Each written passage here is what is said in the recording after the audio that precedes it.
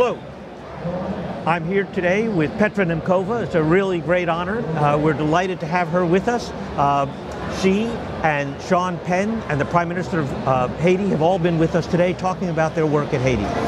Petra, you know, you've been deeply involved there. You're living there now. You've been particularly involved in building schools in Haiti. Tell us about that work. It started in 2007 when I first came after hurricanes, and since then I've been coming, and we are focusing on rebuilding schools after natural disasters with my foundation Happy Hearts Fund. In Haiti in particular, we have built 5 schools. 6th is on a way in January for 900 students, and education is such an incredible aspect of rebuilding Haiti back. The government has it as a priority. They're sending more than 1.2 million children to school for free with Education for All program, and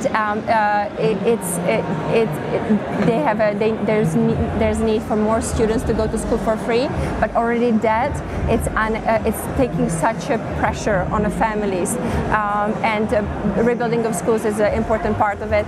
The beauty of Haiti, actually, after the earthquake, everyone works together.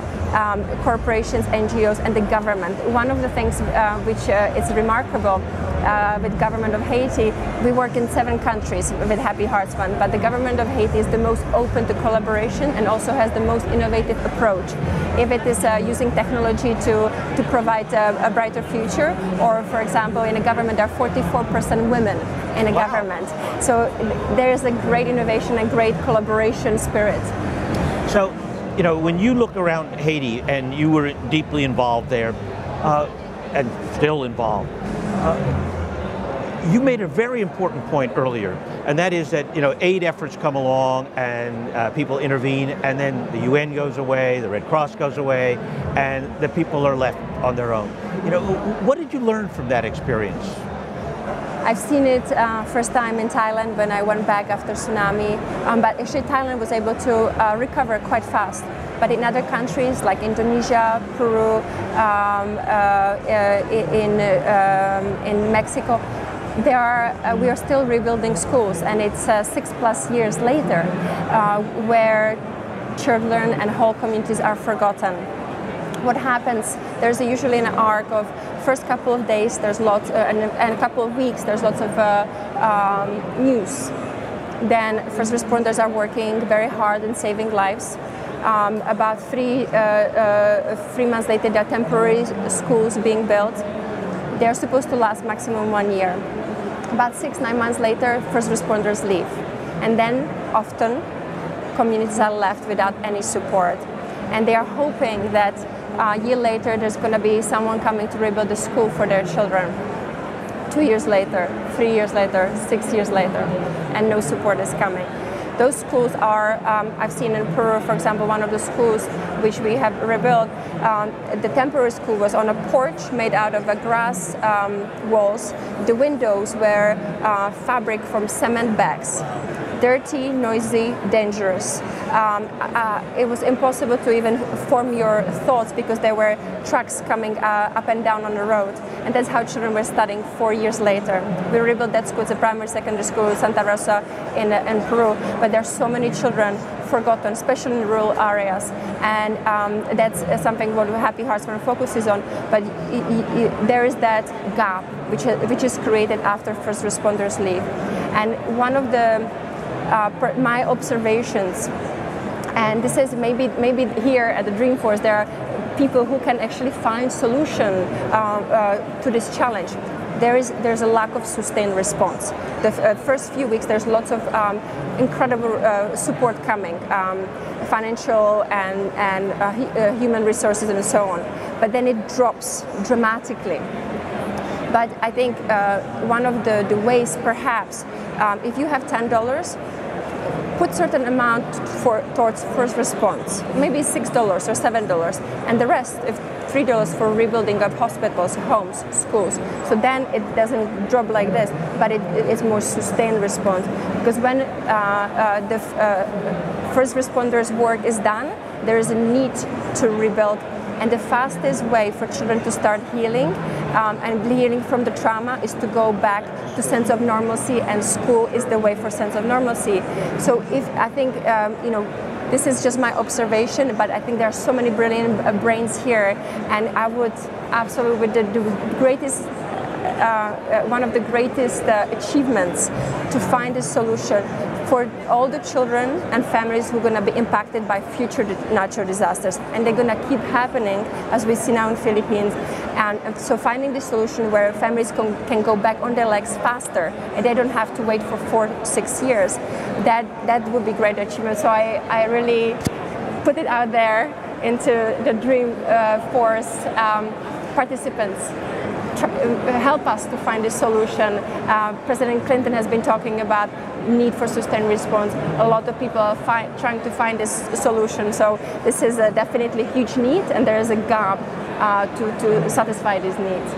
So, there's talk now about the United Nations creating some kind of permanent response capability. I mean, the disaster in the Philippines was so huge. Yes. And I think, as you rightly said it, in this era of climate change, we're going to be seeing more mega storms, more floods, more fires, all the natural disasters that, have always happened, but they'll be more common and bigger now.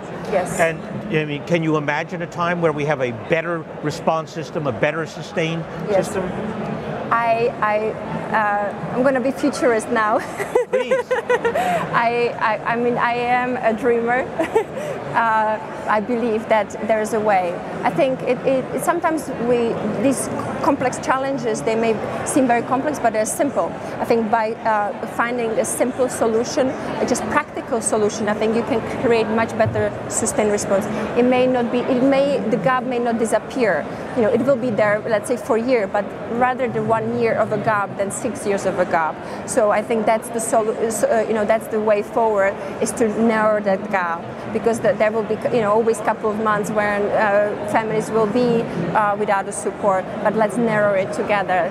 So I hope that you join me on this future vision. I do, and I think lots of other people will. But I want to turn to one other thing. You've emphasized schools, yes, okay, and rebuilding schools, not only the healing power, but the developmental power of that.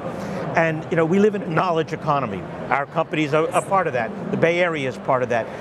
Do you think that a country like Haiti, which has been so poor and so held back, as we invest in education, as we develop those children, can it become part of the knowledge economy too?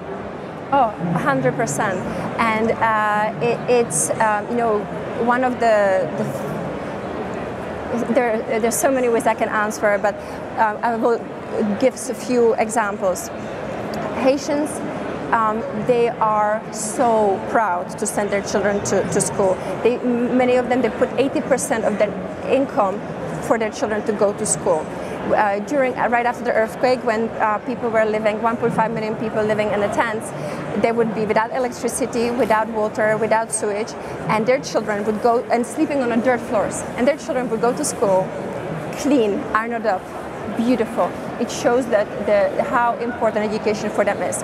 That's one picture. The second picture I will paint, there's 80% of brain drain, because there were not opportunities. Wow. So bringing opportunities to Haiti will keep the brain drain stop. It will stop the brain drain and keep the brains in Haiti.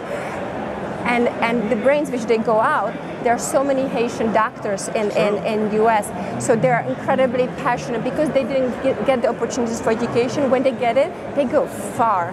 And I see that not just with education, with everything. You give an inch of opportunity to Haitian, they will make it to 20. They're so resourceful. So I think, yes, definitely I see that for Haiti, because they are hungry for opportunities. They're hungry to empower themselves and stand on their own feet. And being here at the Salesforce Dream Conference and Dreamforce, it's so meaningful for Haiti. From the support which Salesforce has been given to Haiti, and Accenture supporting and really finding IT solutions for a brighter future of Haiti, but also for awareness. Haiti, its perception, reality is so different. It's every time when I bring someone to Haiti, they're just amazed how beautiful the country is, how much culture and art and history, and it's just so different than the perception is. So being here is very important because changing the perception will also bring more opportunities for those who deserve it so much and who have been deprived of those opportunities for decades. And now there is a government which wants to empower every single person, and it's a very special time to be in Haiti and to see change. I see it every time when I go back. I see change. If it's new squares, new roads, houses, hotels, for example, new companies as well coming in. Heineken Wow. has bought a beer company last year, and year two they were supposed to invest 40 million, and they see so much opportunity. They're investing 100 million instead of 40. And Marriott is opening hotel next year, so there's a lot of happening. But the thing is, there is a need on every sector. And so it's a big job which is on the shoulders of the government, but it's already so much change. So and many changes can happen really through IT solutions, and it's being ahead of the curve now actually, because they are starting from scratch. Using the IT tools, it can put them ahead of the curve, and I think that's what the government is doing. That's really inspiring, I must say, that vision. Let's turn to your future, okay? So, you started out as a model, you've now become a remarkable philanthropist and social entrepreneur, you've created a new a way of intervening in crises. What do you see for your future? Where are you going? But since you're the futurists, I should ask you, really. But, well, even before the tsunami, I knew that my goal in life is to help others, to be service of others. So that will be my path. And I love creating. If it's creating joy with my loved ones, my family, if it's creating educational opportunities, if it's creating, being part of creating a new country. I have a brand which is, its name is Be the Light. It's bringing light and to you from different parts of the world through treasures of the world.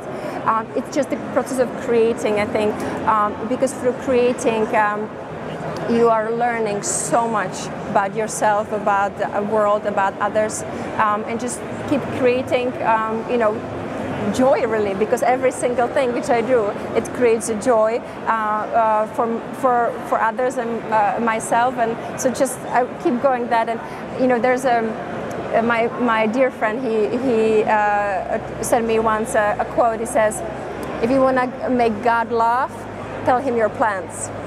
So I have goals and I have dreams, but I'm also open to opportunities, and I don't want to limit myself by just having too strict of goals. And let's see what the future holds.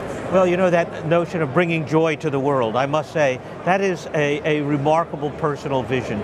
I think you've achieved a remarkable amount already, and I think we will all be blessed by the joy that you bring to the rest of us in the future. Thank you very much for being with us. Thank you. It's a teamwork, right? I'm sure, but we're delighted to have you here. Thank you for being with us. Thank you so much. What is your future?